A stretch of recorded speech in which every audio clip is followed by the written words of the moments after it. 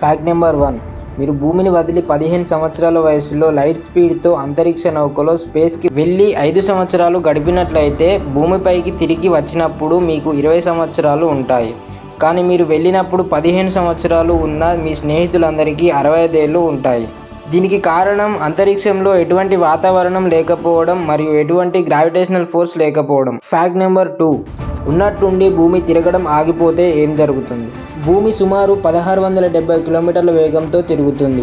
అది ఒక్కసారిగా ఆగిపోతే భూమి మీద ఉన్న వస్తువులు, వాయువు మరియు సముద్ర జలాలు ఇనర్షియా కారణంగా అదే వేగంతో ముందుకు దూసుకుపోతాయి. ఇది భారీ గాలులు మరియు సునామీలకు కారణమవుతుంది.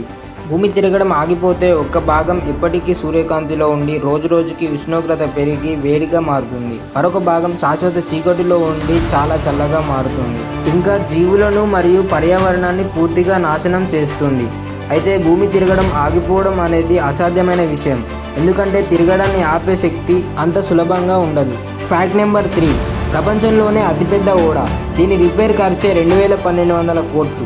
టైటానిక్ షిప్ సముద్రంలో మునిగిపోయిన తర్వాత ప్రపంచంలో అతిపెద్ద ఓడల నిర్మాణం పూర్తిగా ఆగిపోయిందని అనుకున్నారు. కానీ 1979లో జపాన్ ఓ నౌకను తయారు చేసింది. దాని పేరు సీవైజ్ జెయింట్.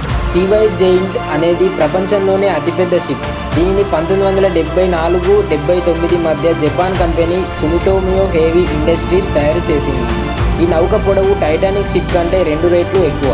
ఇది కార్గో షిప్గా పరిచయమైంది. దీనికి భారతదేశంతో కూడా ఓ ప్రత్యేకమైన అనుబంధం ఉంది.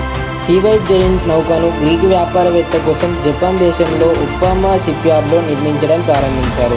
కానీ ఓడ నిర్మాణం చాలా ఆలస్యం కావడంతో ఆర్డర్ చేసిన ఓనర్ ఈ నౌకను నిరాకరించాడు. అప్పటికి నౌకకు పేరు పెట్టలేదు. ఆ తర్వాత తయారీ సంస్థకు ఆర్డర్ చేసిన యజమానికి మధ్య సుదీర్ఘ న్యాయ పోరాటం జరిగింది. ఉప్పామా షిప్యార్డ్లో ఈ అతిపెద్ద నౌకను నిర్మించడం వల్ల దీనికి మొదట్లో ఉప్పామా అని పేరు పెట్టారు. కంపెనీ దీనిని ఆ తర్వాత చైనాకు అప్పగించింది. చైనా చేతుల్లోకి చేరిన తర్వాత దీనికి సీవైజ్ జెయింట్ అని పేరు పెట్టారు.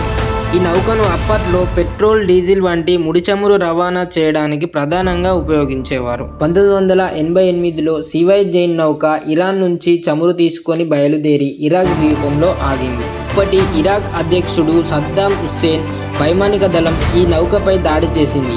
ఆ సమయంలో ఇది చాలా వరకు దెబ్బతింది. ఈ ఓడను బాగు చేయించడానికి ఏకంగా $100 మిలియన్ ఖర్చు అయింది. అది మన ఇప్పటి ఇండియన్ కరెన్సీలోకి కన్వర్ట్ చేసి చూస్తే సుమారు 2,212 కోట్లు. సీవైజ్ జెయింట్ నౌక దాదాపు 1,500 అడుగుల పొడవు ఉంటుంది. ఆ తర్వాత 2009లో గుజరాత్లోని అలాంగ్ షిప్ బ్రేకింగ్ యార్డ్కు చేరుకుంది. ఆ తర్వాత దీనిని కూల్చివేశారు. ప్రస్తుతం ఇది హాంకాంగ్ మారిటోరియం మ్యూజియంలో ఉంది.